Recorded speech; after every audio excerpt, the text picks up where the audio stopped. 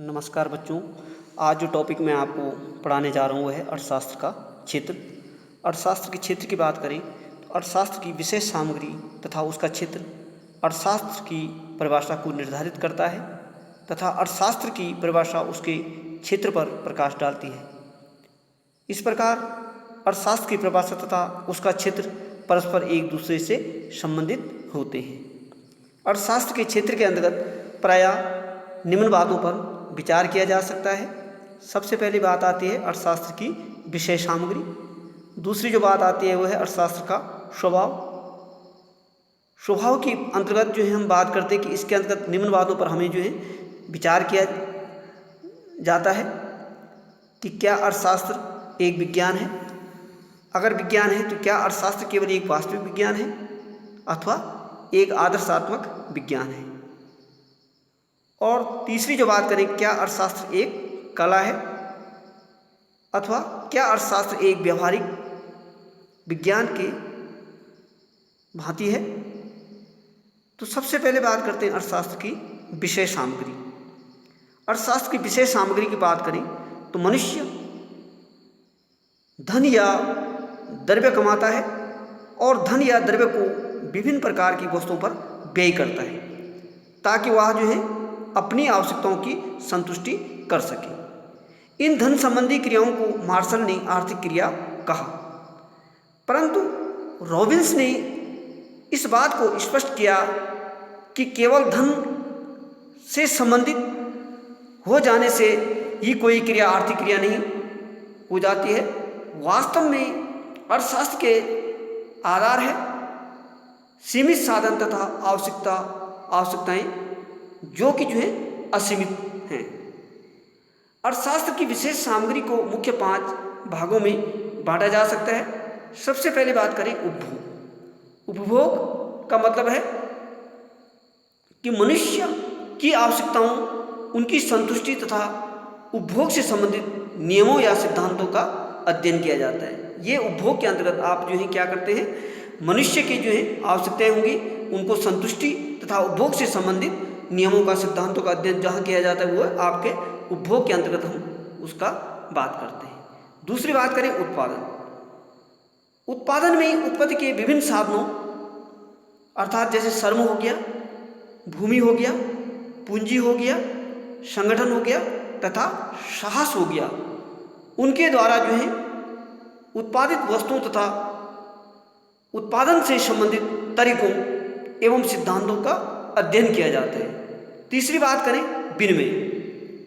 विनिमय के अंतर्गत एक वस्तु के बदले में दूसरे वस्तु प्राप्त करना अर्थात वस्तु विनिमय का तथा द्रव्य के माध्यम से विभिन्न प्रकार की वस्तुओं में क्रम तथा क्रय तथा विक्रय का, वस्तुओं के मूल्य निर्धारण से संबंधित सिद्धांत इत्यादि का अध्ययन किया जाता है। चौथी जो बात करें वितरण। वितरण की बात करें तो वितरण इस विभाग में जो है लगान, मजदूरी, ब्याज, लाभ आदि के निर्धारण संबंधित सिद्धांतों का अध्ययन किया जाता है। पांचवी जो बात करें वो है आपका जो है राजस्व। राजस्व की बात करें तो राजस्व के अंतर्गत जो हम क्या करते हैं, सरकारी आय, व्यय तथा ऋण से संबंधित समस्याओं का एवं सिद्धांतों का हम क्या करते हैं, अध्ययन करते हैं। अब बात आती है अर्थशास्त्र का स्वभाव। अर्थशास्त्र का स्वभाव क्या है, अर्थात अर्थशास्त्र एक विज्ञान है अथवा कला है या दोनों ही है। अर्थशास्त्र के अध्ययन को जो हम 3 भागों में जो है बांट सकते हैं। सबसे पहले बात करें अर्थशास्त्र एक विज्ञान है, क्यों और कैसे।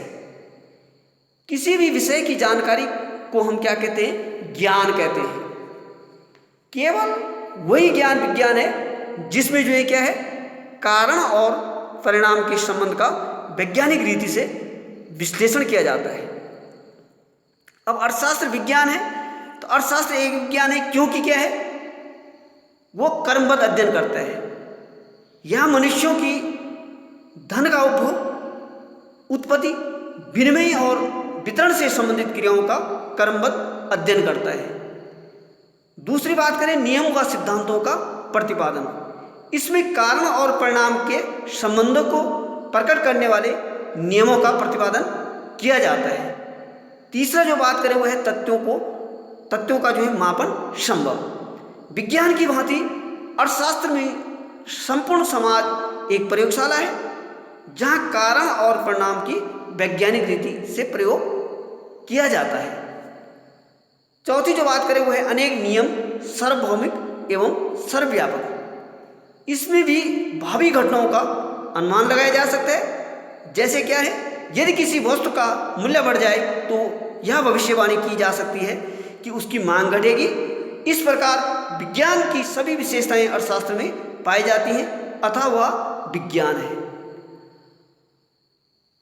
अब दूसरी बात करें कि अर्थशास्त्र कैसा विज्ञान है, वास्तविक अथवा आदर्श। तो अर्थशास्त्र वास्तविक विज्ञान के रूप में क्या है, अर्थशास्त्रों में जो है जो वास्तविक विज्ञान की बात करें, जो अर्थशास्त्र को वास्तविक विज्ञान कहते हैं वो है जेवे से सीनियर आधुनिक अर्थशास्त्री जैसे प्रोफेसर रॉबिन्स। और प्रोफेसर रॉबिन्स अर्थशास्त्र को वास्तविक विज्ञान मानते हैं। वास्तविक विज्ञान केवल कारण और परिणाम के संबंधों को जो है स्थापित करता है। यह क्या है, प्रश्न का अध्ययन नहीं करता है। क्या होना चाहिए और क्या नहीं होना चाहिए यह अर्थशास्त्र की विषय वस्तु नहीं है। उदाहरण के लिए जो है ये क्या है, बजट के समय लगाए जाने वाले करों के संबंध में अर्थशास्त्र वास्तविक विज्ञान होने के नाते यह तो बताएगा कि इन करों का देश के उत्पादन तथा धन के वितरण पर क्या प्रभाव पड़ेगा, किंतु करों का लगाया जाना वांछनीय है अथवा नहीं है, इस बारे में सदैव वो क्या है, मौन बना रहता है। अब अर्थशास्त्र आदर्श विज्ञान के रूप की बात करें, आदर्श विज्ञान में क्या होना चाहिए, जैसे बातों का अध्ययन किया जाता है। यह नहीं कि यहाँ साधनों की जो अच्छाई और बुराई के बारे में व्याख्या नहीं की जाती है, या वस्तुओं की वांछनीयता अथवा अवांछनीयता पर अपना स्पष्ट मत जो है प्रकट करता है। उदाहरणतः जैसे हम ये दे सकते हैं कि जहाँ वास्तविक विज्ञान मदिरापान के जो है अच्छाई तथा बुराइयों के प्रति जो है तटस्थ रहता है, वहीं आदर्श विज्ञान मदिरापान के अच्छाइयों व बुराइयों को जो है बतलाने के साथ साथ इस बात का निर्णय देता है कि व्यक्ति को मदिरापान करना चाहिए अथवा नहीं। अर्थशास्त्र को आदर्श विज्ञान मानने वाले जो अर्थशास्त्रों की बात करें तो वो प्रोफेसर मार्शल थे, प्रोफेसर पीगो, डार्विन, बेवरिज आदि अर्थशास्त्रियों के नाम से ये आपका सम्मिलित है। अब बात करें कि अर्थशास्त्र कला के रूप में। कला का अर्थ है किसी कार्य को उत्तम ढंग से करने ही कला है। कला के विषय में प्रोफेसर कीन्स का कहना है कि कला ज्ञान की वह शाखा है जो निश्चित उद्देश्यों की पूर्ति के लिए सर्वश्रेष्ठ तरीका बनाती है। कला एक प्रकार से वास्तविक और आदर्श विज्ञान के बीच एक पुल का कार्य करती है, और अर्थशास्त्र के कला होने के पक्ष में निम्न तर्क जो है प्रस्तुत किए जा सकते हैं। सबसे पहला तर्क क्या है, अर्थशास्त्र का कार्य जो है समस्या का समाधान करना है। अर्थशास्त्रियों का कार्य केवल आर्थिक समस्याओं के कारण और परिणाम के बीच संबंध स्थापित करना ही नहीं, बल्कि समस्या के समाधान के लिए सुझाव भी प्रस्तुत करता है। उदाहरणतः बढ़ते मूल्यों के कारण और परिणामों को बताते समय अर्थशास्त्रियों को बढ़ते मूल्यों की नियंत्रित करने के उपाय भी बताना आवश्यक है। दूसरी बात करें, समस्या के सभी पहलुओं का अध्ययन आवश्यक है। अधिकांश समस्याएं जो विशुद्ध रूप से आर्थिक नहीं होती है, इसलिए इन समस्याओं का अध्ययन सामाजिक, धार्मिक, राजनीतिक दृष्टियों में किया जाना उचित है। उदाहरण के लिए मदिरापान का समर्थन आर्थिक दृष्टिकोण से किया जा सकता है, धार्मिक दृष्टिकोण से नहीं। अतः अर्थशास्त्र का हित कला होने में ही है। तीसरी बात करें, समस्याओं के व्यवहारिक हल में सहायक।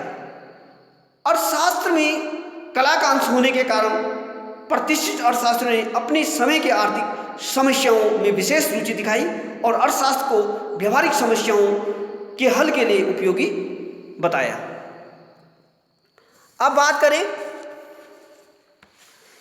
कि ह्रासमान कि अर्थशास्त्र की कला होते हुए भी उसका वैज्ञानिक स्वरूप ज्यों का त्यों।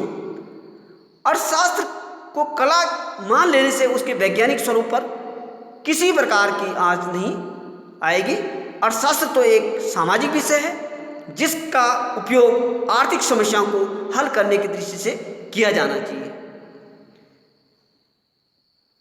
और सबसे लास्ट जो पॉइंट है वो है आर्थिक अर्थशास्त्र की सीमाएं।